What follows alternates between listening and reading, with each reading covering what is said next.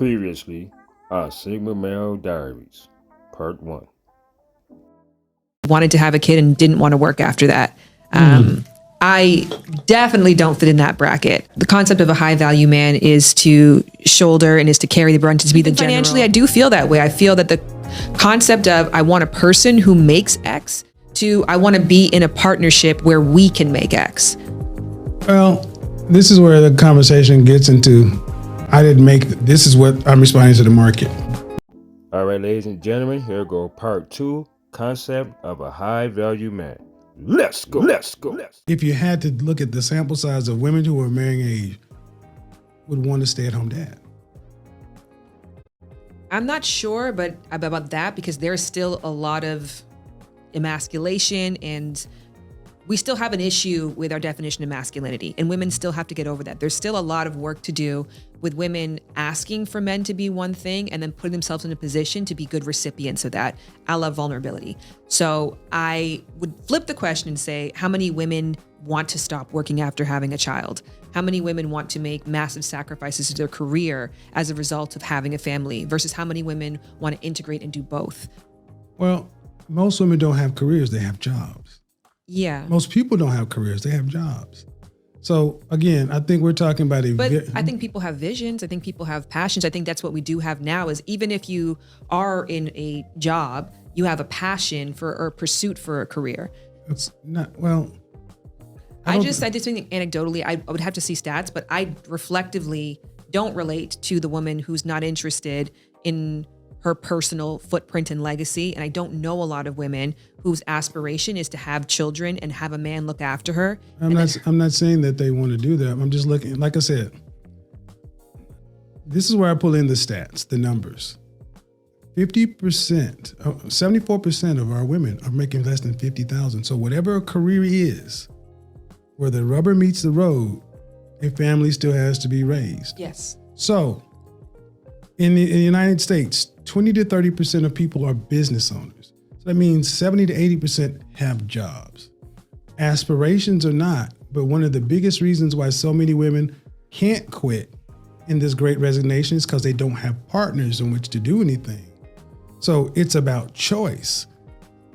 Now, this is where I think a lot of people are almost coming like some high value men, because we're almost having what many people consider an elite conversation. And we're talking about people with college degrees and businesses, this and that, and that's not the majority of folks. So the bigger question, I think, is for the people who don't have those choices, we're starting to see a decline in the middle class where I will ask women, okay, if you can't have a high value man, okay, and a woman as yourself, you would say you're an average earner, you have a college degree, and you have average everything, okay? But could you be with an average man and work with him and be his wife and y'all have your kids and family? And every time, I'm not gonna lie, when I talk to women, 90+% of the time, the answer is no. Mm-hmm. If I gotta do all that, I'll be by myself. So what are we telling men that? It's also the way you positioned it. If you positioned it now, you're with a partner who gives you space to pursue because they're taking care of the home. You're with a partner who is supportive of you. Your partner is. They're both working. But if your partner's taking on the brunt of, because maybe you have a passion project. So we're saying what's important to you as an individual will be amplified within this relationship. It's going to alleviate pressure for you. There's person's going to be supportive of you. Maybe they'll work for you part-time. So I think if the notion is you have to do all this. What I'm saying is both of these people are working. They don't have, we're still going to their work. I'm talking about coming from Oklahoma where you work at the plant. I think the way that I heard it, let me just interpret it back to you and see if I misunderstood. But it sounded as if you have to take on the financial responsibility and if you're the person who is in the lead and you have to make all the decisions and you're with somebody who has a trade who's making less, is that a relationship that you want? No, what I'm saying is you're a teacher. You're making $50,000. He's a plumber. He's making $50,000. Okay? You're able to live your life and take care of yourself. And he's able to live his life, take care of himself. could you be together and have a family if you still got to live your life? You still got to work. And even if you have children, you still got to work. He still has to work. You get FMLA, the 13 weeks off, and then you guys do whatever you do. You work it out like most middle class people. And overwhelmingly, women say, no, if I have to work as hard or harder when I'm married, then I'll stay single. So That makes me sad.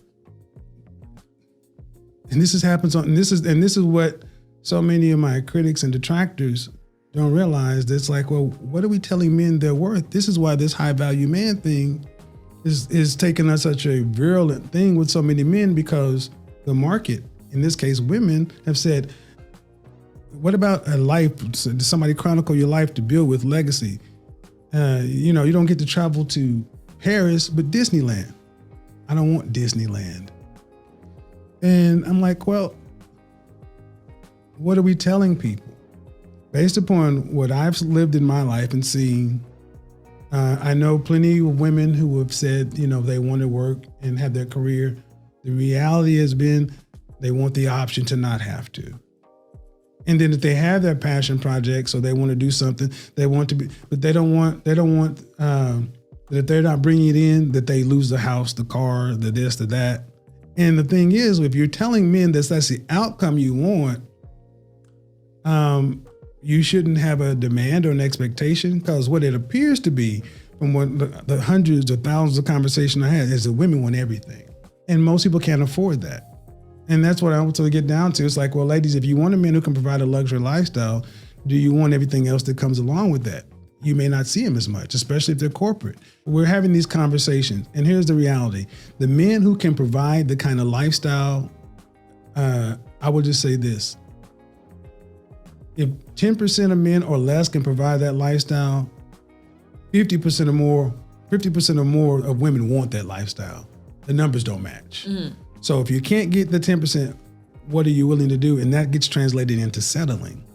I'm be honest, a lot of times men are hearing they have to settle. Cool, if you got all the things you wanted, what is he gonna get? Me.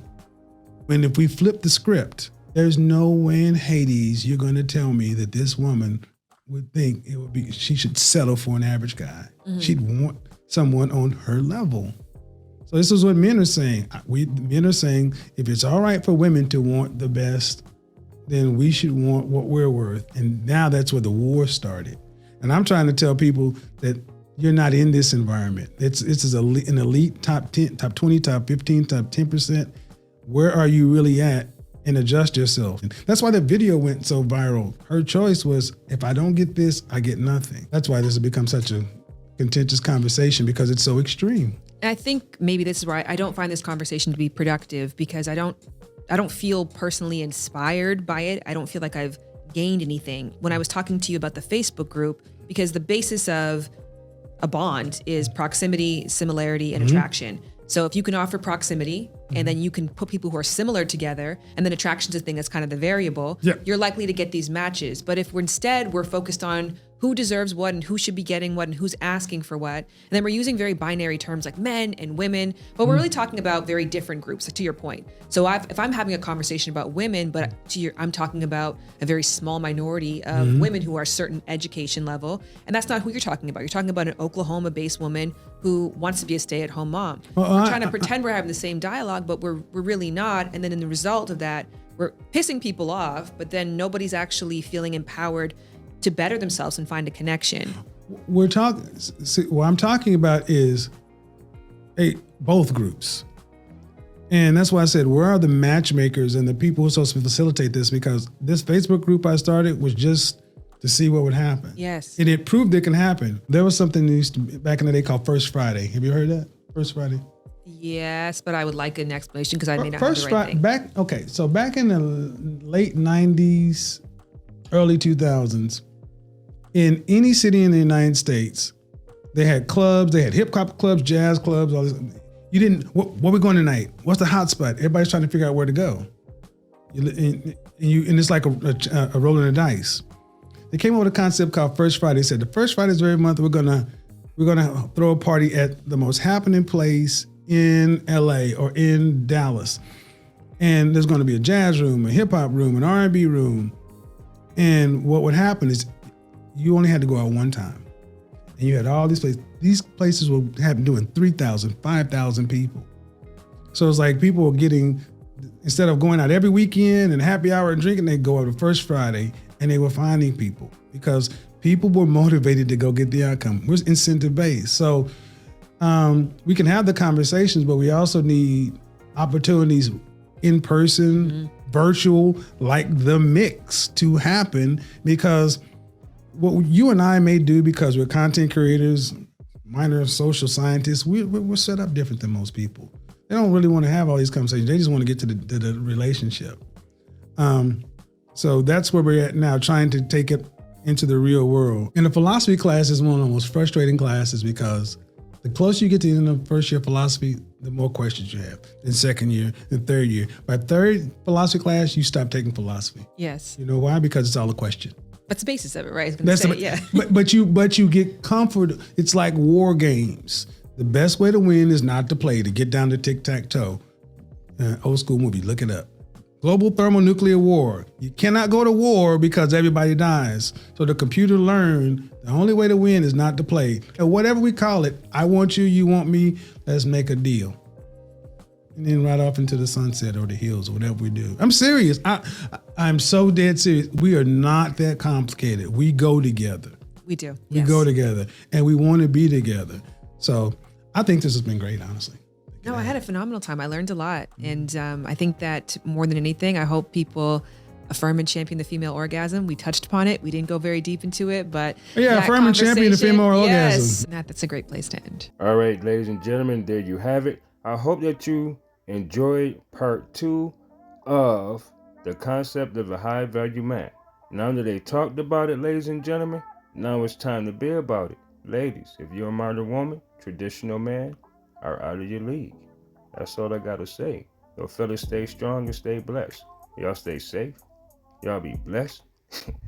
But I'm at.